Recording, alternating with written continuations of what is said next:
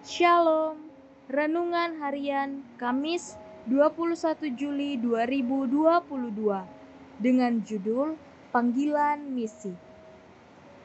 Lalu aku mendengar suara Tuhan berkata, "Siapakah yang akan kuutus dan siapakah yang mau pergi untuk aku?" Maka sahutku, "Ini aku, utuslah aku."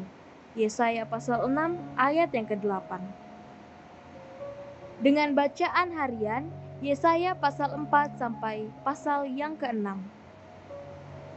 Bacaan ini mengajarkan bagaimana perjumpaan dengan Tuhan harus mendahului sebelum melayani Tuhan. Relasi kita dengan Tuhan harus beres sebelum kita dipakai untuk membereskan relasi orang lain dengan Tuhan. Tanpa hal ini, pelayanan akan menjadi pencitraan saja. Perikop Yesaya 6 dimulai dengan sebuah catatan historis dalam tahun matinya Raja Uzia. Dia adalah raja yang luar biasa dan memerintah sangat lama, lebih dari 50 tahun. Di bawah pemerintahannya, kerajaan Yehuda menjadi sangat maju dalam banyak hal, baik secara administrasi maupun militer. Kematiannya menjadi awal dari sebuah krisis, ditambah dengan kemunculan bangsa Asyur yang makin besar. Keadaan Yehuda benar-benar semakin terpuruk. Di tengah persoalan yang pelik seperti inilah, Yesaya mendapat sebuah penglihatan dan panggilan. Ada harapan bagi bangsa Yehuda. Dengan tenang dia duduk di atas tahtanya. Walaupun dia duduk tenang, dia tidak tinggal diam. Dia menjumpai dan memanggil Yesaya untuk memberitakan pengharapan bagi Yehuda.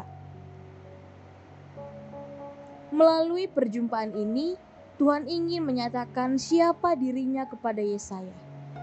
Pengenalan terhadap Tuhan akan menentukan pengenalan terhadap diri sendiri. Itulah yang terjadi pada Yesaya. Melihat Tuhan dalam segala kemuliaannya membuat Yesaya menyadari siapa dirinya. Begitu pula seharusnya yang terjadi dalam diri kita. Atas anugerah Tuhan, Serafim mengambil bara dari atas mezbah. Serafim itu lantas mendatangi Yesaya. Dengan bara itulah dia disucikan. Menariknya, penyucian tidak begitu saja diberikan. Ada sarananya, yaitu bara dari mezbah. Walaupun serafim seringkali disebut yang menyala, arti nama mereka berkaitan dengan api atau kesucian. Pengudusan Yesaya tidak dihasilkan oleh serafim. Serafim tetap harus mengambil bara dari mezbah bakaran. Demikian pula dengan diri kita. Pengudusan tidak bisa diberikan begitu saja tanpa apa-apa. Pengudusan juga tidak bisa diupayakan sendiri. Pengudusan hanya terjadi melalui korban Kristus di atas kayu salib. Kita menyanggupi panggilan Tuhan. Yesaya pasal 6 ayat yang ke-8. Untuk pertama kalinya dalam penglihatan ini, Tuhan sendiri berbicara. Jika tidak demikian, Dia mungkin akan memakai cara lain untuk berkomunikasi dengan Yesaya. Tuhan memanggil Yesaya untuk sebuah misi. Dia tidak langsung memberikan perintah kepada Yesaya. Dia juga tidak memohon-mohon kepada Yesaya. Dia hanya memberikan sebuah pertanyaan dan undangan.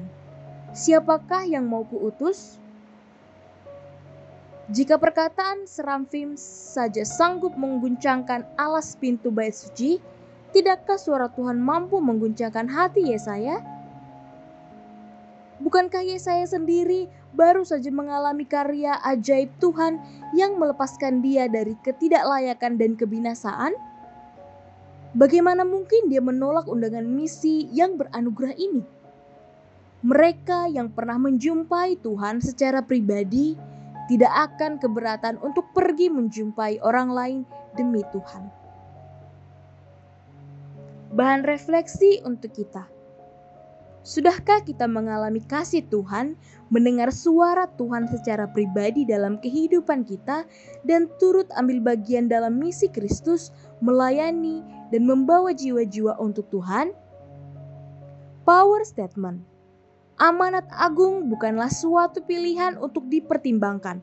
Itu adalah perintah untuk dipatuhi. Mari kita berdoa. Tuhan, kami rindu untuk dapat belajar seperti Yesaya yang mengalami jamahan kasih-Mu secara pribadi, sehingga mempunyai dasar yang kuat untuk dapat melayani orang-orang lain yang juga membutuhkan kuasa-Mu hadir dalam kehidupan mereka. Pakailah kami Tuhan untuk melaksanakan misi-Mu. Dalam nama Tuhan Yesus, amin.